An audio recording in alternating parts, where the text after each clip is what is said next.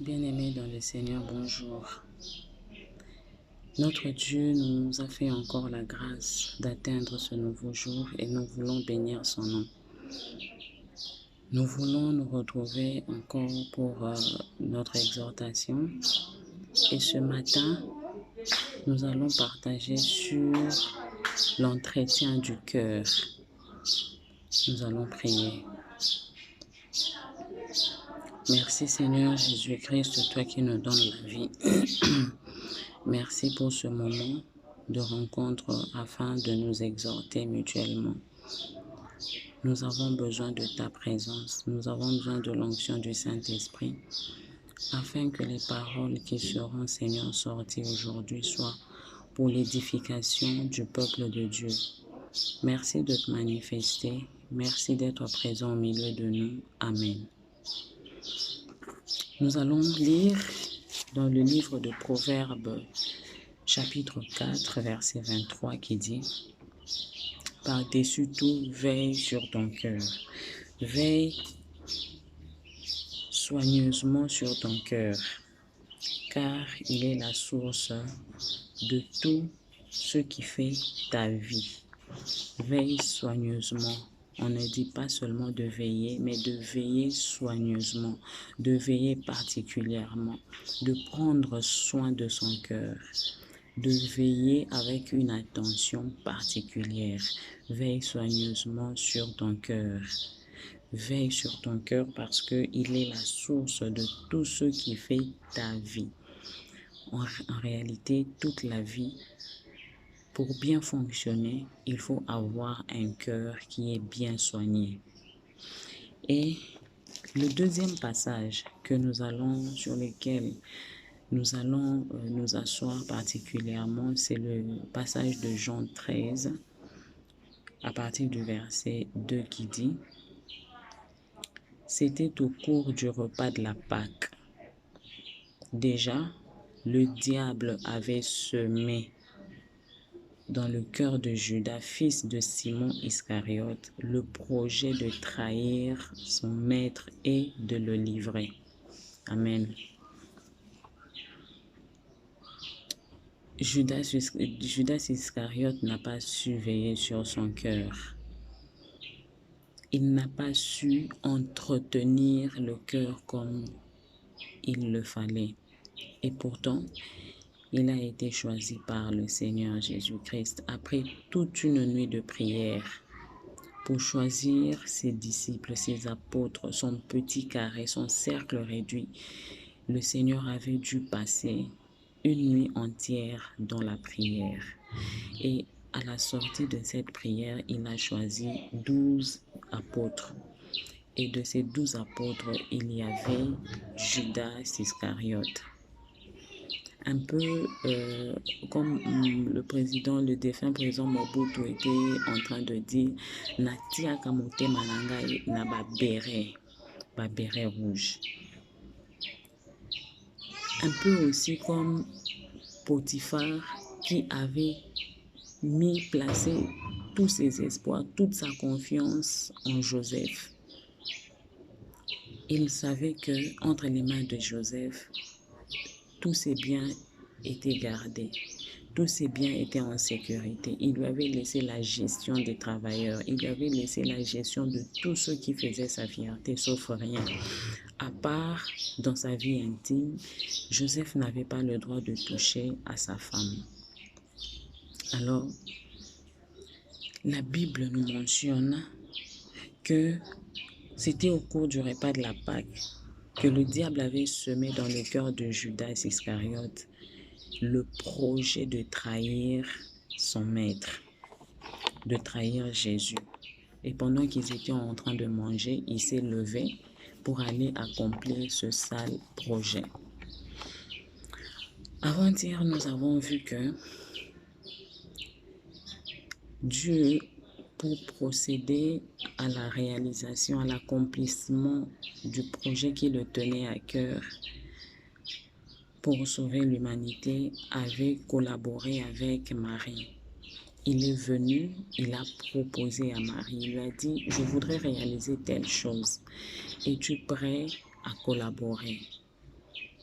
Marie a répondu qu'elle était favorable à la proposition de Dieu.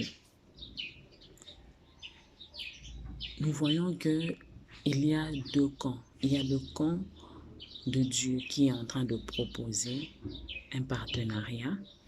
Il y a aussi le camp de la personne qui soit accepte la proposition, soit rejette la proposition. Et dans ce cas-là, c'était Marie qui avait acquiescé pour qu'elle soit le passage par lequel le Seigneur Dieu devait accomplir le projet.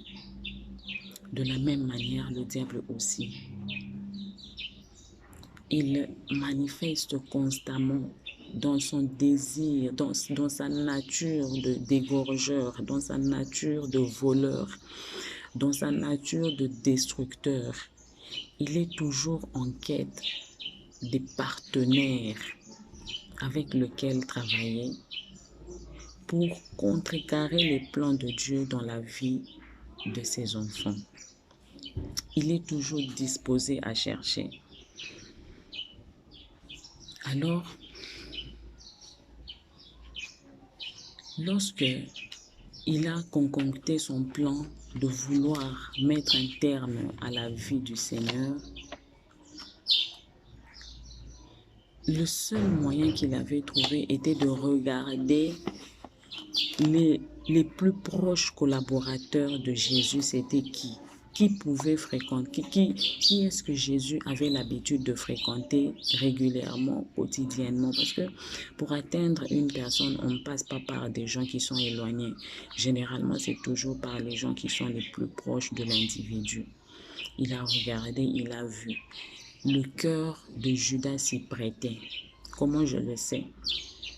Lorsque nous revenons dans Jean 12, nous voyons l'onction de Béthanie.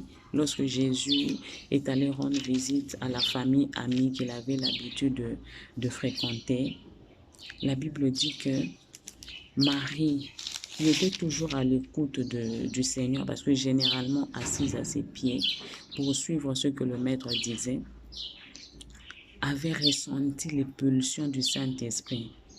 Elle avait saisi le message codé du Saint-Esprit pour préparer la mort de Jésus. Alors, elle avait pris un parfum de nard qu'elle avait répandu sur les pieds de Jésus.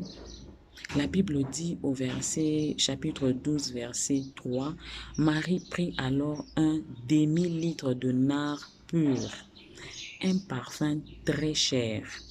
Elle le répandit sur les pieds de Jésus et les essuya avec ses pieds. » Alors, pendant qu'elle était en train de répandre le parfum de nard pur très cher, Judas savait que ces parfums n'étaient pas à la portée de quiconque. Son cœur avait déjà formulé le désir de vol. C'est alors qu'il dit, pourquoi n'a-t-on pas vendu ce parfum? On aurait pu donner aux pauvres au moins 300 deniers, il dit cela. Jésus, qui connaissait ses intentions, lui rappelle et dit, ce n'était pas parce qu'il se souciait des pauvres. La Bible dit en commentaire, ce n'était pas parce qu'il se souciait des pauvres, mais il était voleur. Judas était voleur. Jésus lui dit, laisse faire, laisse-la faire. Laisse-la faire, c'est pour le jour de mon enterrement. Les intentions de Judas étaient mesquines. Judas, tout disciple de Jésus qu'il était, bien qu'il guérissait les malades, il imposait les mains aux malades, il agissait avec le Seigneur en tant qu'apôtre de Jésus, mais il était voleur. Et pour être voleur, il faut avoir un cœur envieux. Donc Judas avait un cœur envieux. Avoir de l'envie sur les choses des autres, ça veut dire qu'il était aussi jaloux pour désirer ce qui appartenait aux autres. Judas, pour jalouser les histoires des autres, ça veut dire il était un insatisfait. Il ne se contentait pas de ce qu'il avait. C'était un éternel insatisfait. Judas avait l'instinct meurtrier qui va se révéler par la suite. Les intentions de Judas n'étaient pas bonnes. Ça veut dire qu'il y avait un diable, un loup au milieu des brebis que le Seigneur avait choisi. Et peu après, les intentions noires qui étaient déjà à l'intérieur de Judas n'ont fait que grandir, se manifester davantage. Il a laissé ainsi la porte au diable qui est venu négocier de la même manière que Dieu était venu négocier avec Marie. Le diable est venu négocier avec Judas.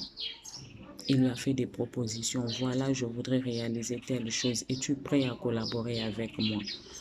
Judas, en face de ses pensées noires, en face de son cœur envieux, désireux d'avoir toujours, de posséder toujours au-delà, s'est laissé corrompre par le diable.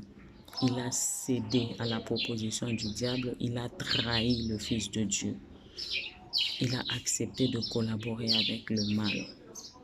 Aujourd'hui, nous voulons voir que le cœur doit être gardé soigneusement. Mon frère, ma sœur, ne sois pas la porte par laquelle le mal peut entrer dans ta famille. Ne te laisse pas vaincre par le mal, mais surmonte-le par le bien. Ne laisse pas ton cœur vagabonder pour désirer n'importe quoi, pour suivre la mode, pour suivre tout ce que le monde est en train de faire. Il en va de ta vie. Il en va de ton salut. Il en va de ta vie éternelle. Il faut savoir entretenir le cœur. Il faut savoir soigner le cœur. La Bible parle de veiller soigneusement sur le cœur. Judas Iscariote n'a pas su veiller soigneusement sur son cœur. Il s'est laissé corrompre. Il a laissé le mal l'engloutir. Il a laissé la corruption pénétrer son cœur. Il a laissé le mal céder et prendre place dans sa vie. C'est ainsi qu'il a accompli. Les projets non pas de Dieu, mais les projets du diable. Laisse le Saint-Esprit te conduire pour te révéler les bonnes choses qui sont cachées en Christ, afin que tu ne sois pas la porte d'entrée par laquelle le diable va agir. Au nom de Jésus-Christ. Amen.